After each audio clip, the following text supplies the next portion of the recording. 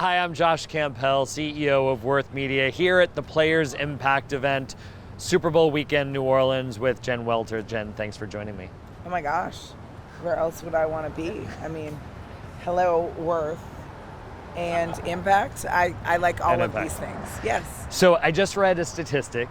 Oh boy. Over 90% of women in executive roles have some background playing sports. 1000%. I'm Why- surprised the number isn't higher. Why does not surprise you? There's a lot of things. The first one I'll start with is like the confidence element of seeing your body as not an accessory to success, but an instrument of success, right? Knowing that what you can put in is what you get out, right? That's one of them. But like sports in and of themselves, especially, and I think having seen the level of women that are up at the C-suite now, so many of them had to do it when it wasn't sexy, right? When it wasn't popular, when it was hard to be out there or underappreciated. So you learned early to weather the storms, right? You learned early to face criticism and persist anyways. And then there's also the universal truths of sport where you learn, one, to celebrate yourself, like in the end zone, but you really learn leadership. You learn how to work with different personalities and people in the locker room. Like, I could go on for this forever, but the confidence element that comes from women who play sports is undeniable across multiple research sectors. So you were an athlete, a coach. When you think about now how what you're doing and helping women understand the importance of sports and cultivating that next level of their career, talk a little about your business, what you're doing, and sort of how does this translate ultimately into the corporate world? Oh gosh, there's so many connections. I could keep y'all here forever.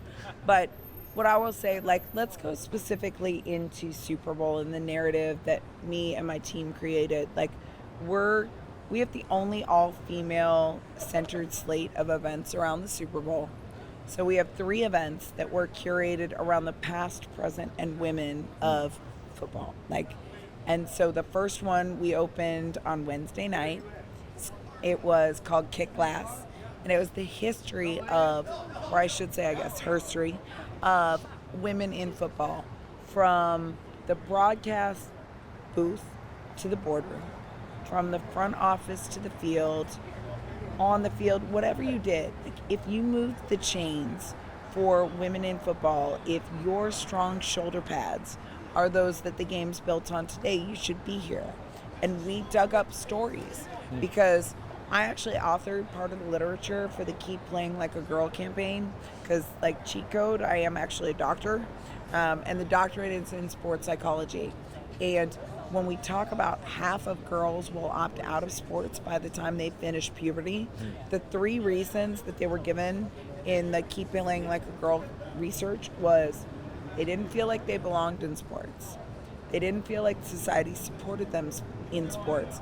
And there were not enough visible female role models in sports.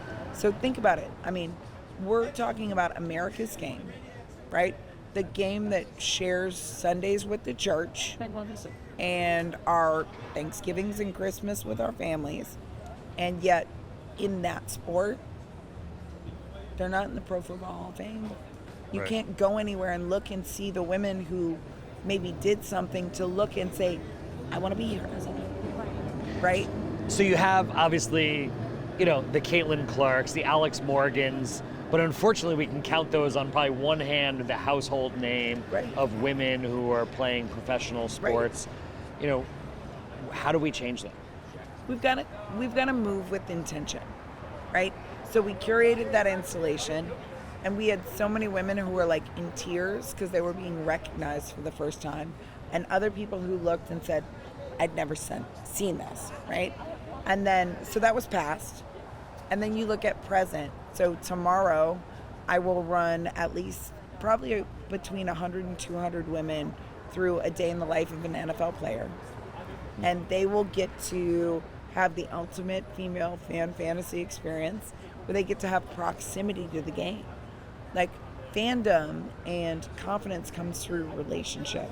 So how do we create the intersectionality between women and girls where they get to learn and acquire skills, but also learn and acquire skills from people that they could aspire to be? So we have to move with connection of having women in those leadership roles. And then we need to invest in storytelling. Because people always say there's not enough female role models. That is untrue. Yeah. They are there. They just might have been hidden in plain sight. Right? They don't have the mechanisms of storytelling or the big brands pulling them in so that they have the same visibility as the guys. And, we all can call BS, right?